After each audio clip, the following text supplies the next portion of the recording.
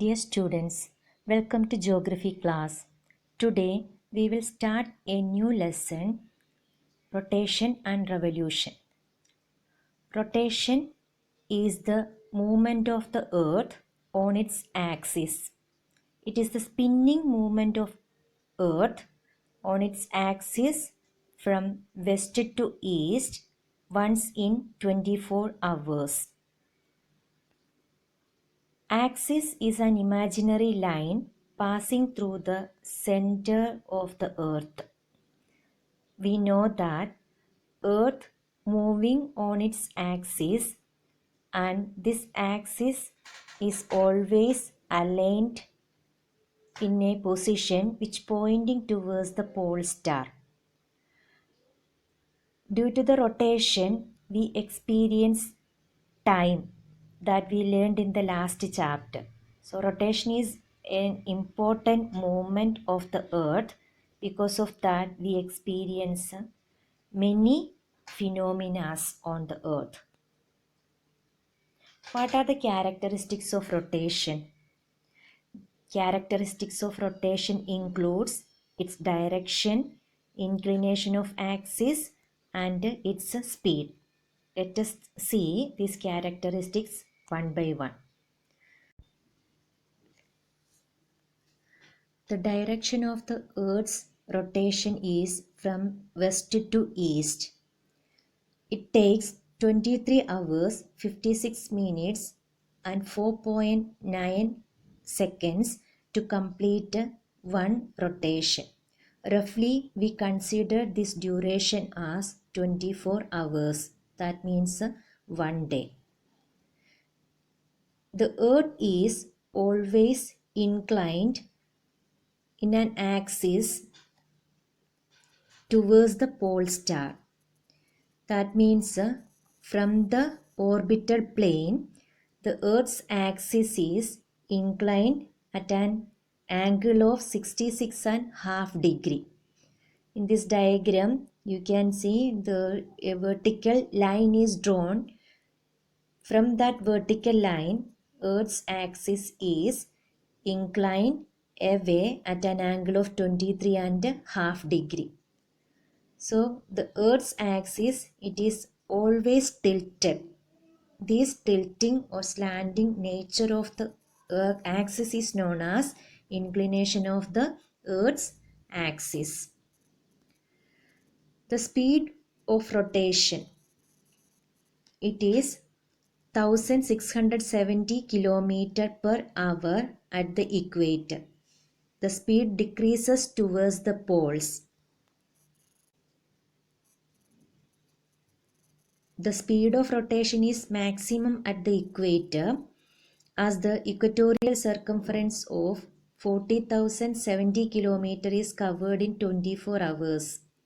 Towards the poles, speed of rotation decreases as the circumference decreases.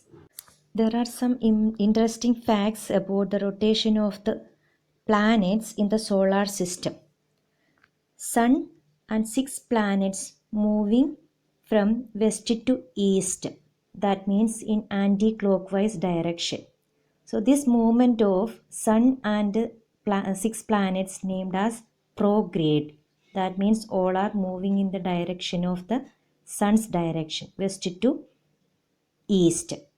But 2 planets, Uranus and Venus, they are moving in clockwise direction. That means from east to west. It is named as retrograde.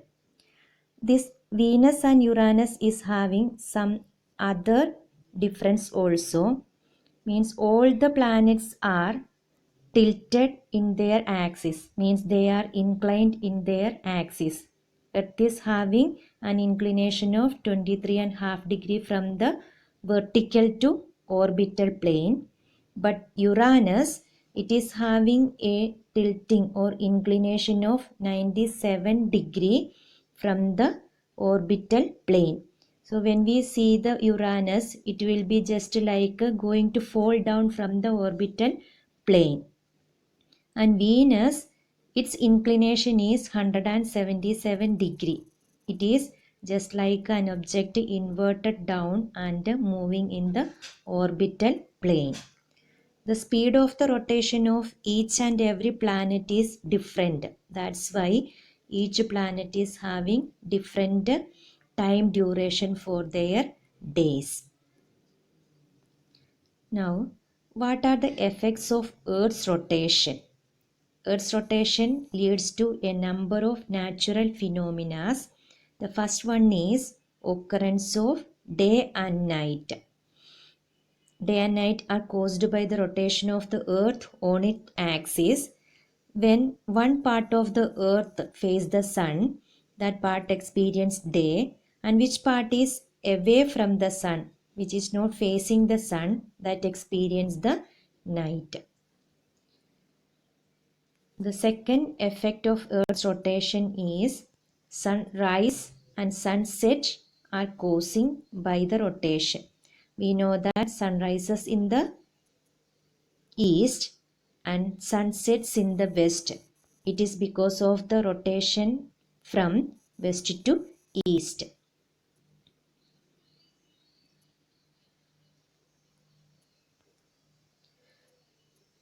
The apparent movement of heavenly bodies, that is the third effect of Earth's rotation.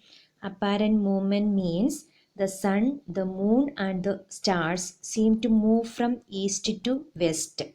It is because the earth spins from west to east. This is the same effect when we are traveling in a vehicle. We will experience the object in the outside are moving past of us.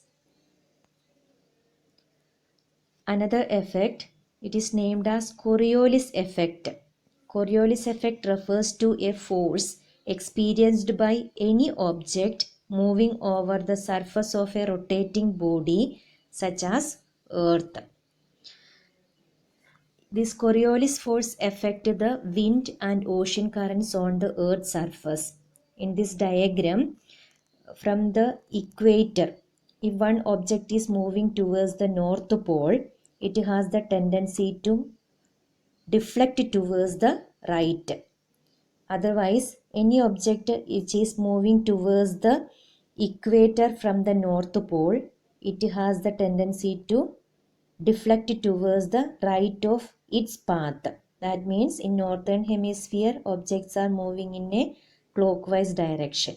On the other hand, in the southern hemisphere, when an object is moving towards the south pole from the equator, it has the tendency to deflect towards its left side. Or an object moving from the south pole to equator, it has the tendency to move towards the left of its path. That means anti-clockwise direction of movement in southern hemisphere for the winds and ocean currents. This is having a number of effects related to the climatic conditions on the Earth's surface. Another effect of Earth's rotation is centrifugal force. It is an apparent outward force that acts on a rotating object. It is created by speed of rotation, which results in a bulge at the center of the earth and a flattened top at the poles. In the first lesson we have learned earth is an oblate spheroid. That means it's a central part or the middle part, it is bulging outward, and north pole and south pole is flattened. It is because of the apparent outward movement of the object because of the centrifugal force. This centrifugal force is generated by the rotation of the earth. The sixth effect on Earth's rotation is difference in time over various places on the earth. This also we have learned in the second chapter. Each degrees of longitude have the difference of 4 minutes. So total 360 degrees of Earth's angular distance is covered by the sun in 24 hours. So Earth is having 24 time zones. So this time difference is because of the rotation of the earth. We experience a moderate temperature. That also we learned in the first chapter. Earth's average temperature is 17 degrees Celsius. It is also due to the rotation of the earth. That means it is having a short rotational period. Because of that, the place which is exposed to sunlight is limited only. So daytime it receive high amount of insolation, and nighttime it radiate the energy back to the space. Because of this exposure means day and night, earth is having a moderate temperature.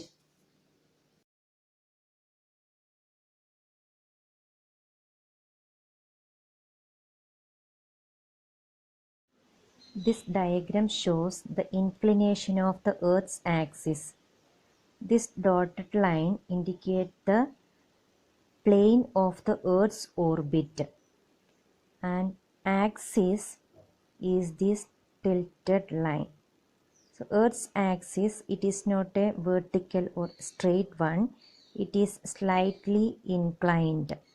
It is inclined from the orbital plane to a measure of 66.5 degree. That means from the orbital plane, axis is inclined away at an angle of 66.5 degree.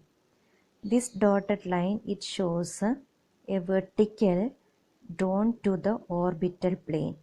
So if we consider this vertical and the axis is inclined away from the vertical at an angle of 23.5 degree.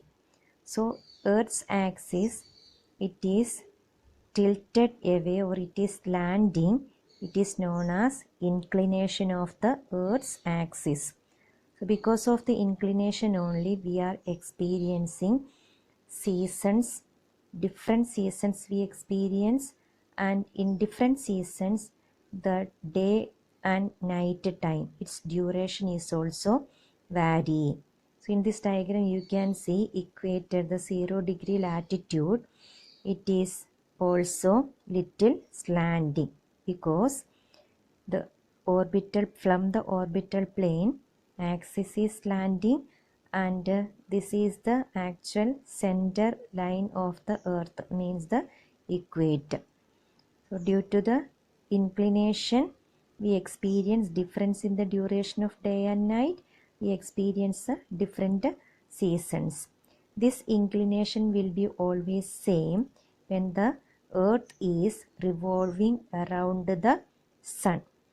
Earth is revolving around the sun in an orbital plane. The orbital plane is in elliptical shape. In any part of the year, this inclination of the earth is always same. So the north pole, that will be always pointing towards the north star or the pole star. So inclination is always towards the north star. So it is a same inclination. Axis inclination is always same. So when we draw the diagram, you have to take a measurement of 66.5 degree to draw the axis, and to draw the vertical, it is actually 90 degree line. From 90 degree line, it is, this line is away at an angle of 23.5 degree. Equator, when you draw the diagram from the orbital plane towards the south, you have to, this direction means towards down, you have to take 23.5 degree measurement, and from the orbital plane towards up, you have to take a measurement of 23.5 degree. Then join the lines, you will be able to draw the equator. Whenever we draw the latitudes, maybe 23.5 degree or 66.5 degree, every time you have to measure the angle and draw the diagram, then only it will be accurate.